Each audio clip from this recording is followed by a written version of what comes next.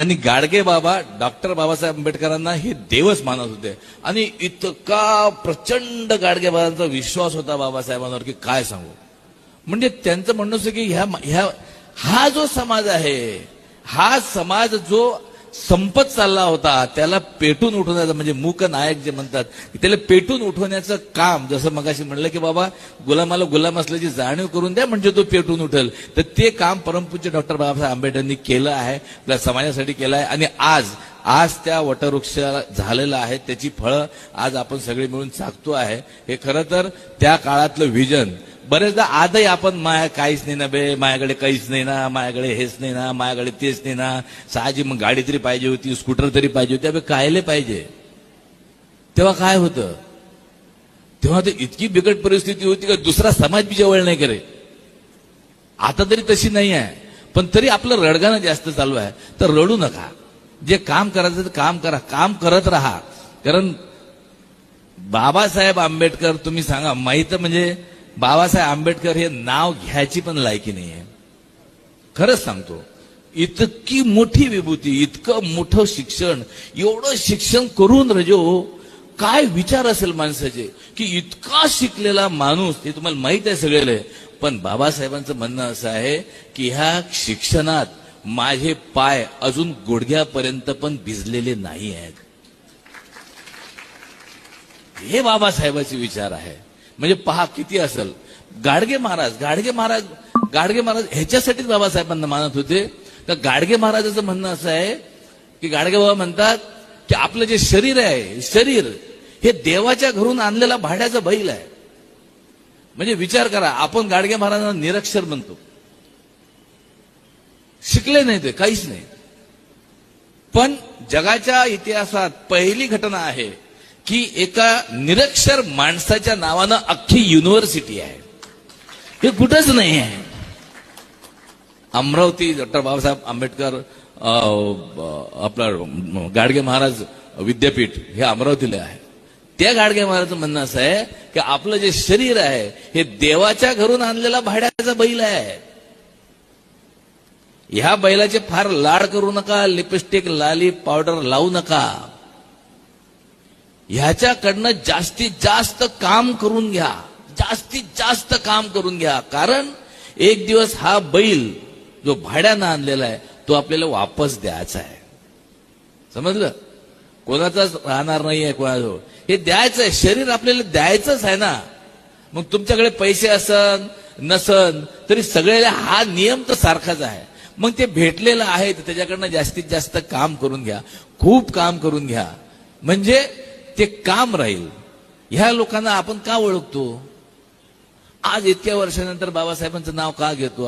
आज आपण गाडगेबाबांचं नाव का घेऊन राहिलो? तर त्याने केलं आहे ना. तेव्हा त्याने इतकं करून ठेवलेलं आहे का आपला समाज हा इतका पुढे नेऊन ठेवला आहे की आज आपण गर्वाने छाती काढून चालू शकतो, बोलू शकतो, सगळ्या समाजात आपलं गौगवा करू शकतो. तर असं आहे. फक्त काय होऊन राहिलं की कधी कधी परिस्थिती अशी होऊन राहिली का इतके मोठे महापुरुष आपल्या देशात जन्मले, इतके सगळे समाजासाठी काम केलं, पण थोडं दुर्दैव असं राहिलं की सगळे महापुरुष प्रत्येक समाजापुरते राहिले.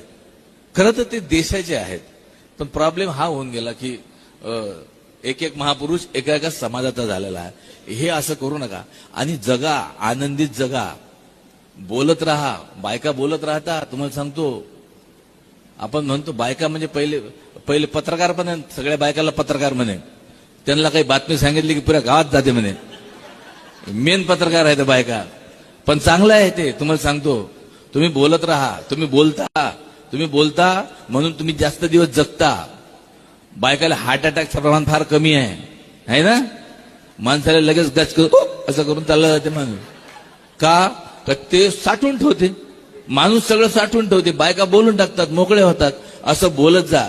माणसं तुम्ही पण बोलत जा आणि बायकाशी बोलत जा. राव, आपल्या बायकोशी बोलत जा. नाही बायकोशी बोलणं जमलं तर दुसऱ्याच्या बायकोशी बोलत जा. बोलल्यानं हलकं होते माणूस. खरं सांगतो, आजकाल बोलतच नाही. नवरा बायको बोलत नाही. माझा इतकं विचित्र अनुभव आहे का नवरा बायकोचा स्ट्रगल कायसाठी चालू असेल सर? नवरा बायकोचा स्ट्रगल याच्यासाठी चालू आहे का बायकोच्या मोबाईलचा पासपोर्ट काय आहे आणि नवऱ्याच्या मोबाईलचा पासवर्ड काय आहे हे शोधण्यात आयुष्य चाललं आपलं. अरे कुठे आहो आपण, काय बरं सापडलंय नवऱ्याचा त्याच्यात पासवर्ड, तो काय शोधणार माय बाई तू एवढं त्याच्यात, आणि तुला काय सापडणार आहे. तर बायकायला असं वाटते का मा नवरा एकदम राजकुमारच आहे आणि त्याच्या मागं एवढ्या बायका लागलेल्या आहेत आणि आपल्या माणसाचे बाहेर लफडे तर कोणी लागलेलं नाही आहे तुझ्या नवऱ्याच्या मागं, काही लफड्या बाहेर काही किंमत नाही आहे. मग कसं होते की त्याची एक एक एक एक सवय होऊन गेलेली आहे त्याची. तसं नाही आहे. गुण्या गोविंदांना राहा एकच. आपल्याला बाबासाहेबांनी तेच शिकवलेलं की संघटित व्हा.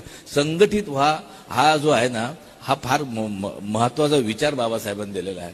कारण संघटनाशिवाय काहीच होत नाही. तुम्हाला सांगतो मी पाणी फाउंडेशन मध्ये काम करतो, मी मुख्यमंत्री समृद्धी पंचायत राज अभियानमध्ये काम करतो, ग्रामविकास खात्याचं काम करतो, कृषी विषयक खात्याचं काम करतो, सगळ्या विषयाचं काम करतो. मी केवळ नट असो तरी मुंबईला फार कमी असतो, बाहेर बाहेर सगळं फिरत असतो. मी त्या लोकांना हेच सांगतो की तुम्ही संघटित व्हा. शेतकऱ्याला हेच सांगतो की तुम्ही गटशेती करा. गटशेती म्हणजे 8, 10, 15 शेतकरी मिळून. पण आपल्या इकडे होत नाही. आपले तर सहायचे धुऱ्यावरून भांडणं चालू आहेत, मर्डर होऊन राहिलेत, भावाचे मर्डर होऊन राहिलेत धुऱ्यावरून. का तर 3 फूट इकडे 2 फूट इकडे आला ते, अरे काढून टाक ना तो धुरा, दोघाले भेटत ना. 20-20 फुटाचे धुरे आहेत राजे, 20-20 फुटाचे. काय फायदा त्या जमिनीचा. पण ऐकायला कोणी तयार नाही आहे. म्हणून म्हणतो की तुम्ही तुमच्यापासून सुरुवात करा, तुमचे विचार मांडा, बोला, भांडा. माझं असं म्हणणं नाही आहे, आपण भांडलं पाहिजे पण वैचारिक भांडलं पाहिजे, चांगल्या गोष्टीसाठी. वैचारिक म्हणजे तुमचे विचार मांडा, मारामाऱ्या करू नका. काही जाज्वल्य अभिमान नाही, हे सगळं सोडा लागते, इथं सोडा लागते. कोणी काही नेत नाही माय बाप. हो तुम्हाला सांगतो, तुम्ही मोठे तिरमकास आहात, मला असं वाटू लागलं मी मोठा नट आहे, मोठा ऍक्टर आहे. काही नाही. एक थाप ठूम आराम, एक गोली में आराम मिल जाता एकदम. कोई नाही. त्याच्यामुळे कशाचा माज नाही, कशाचा काही जास्त दुःख नाही, जास्त आनंद नाही. नॉर्मल जगा, जगत राहा, हसत राहा.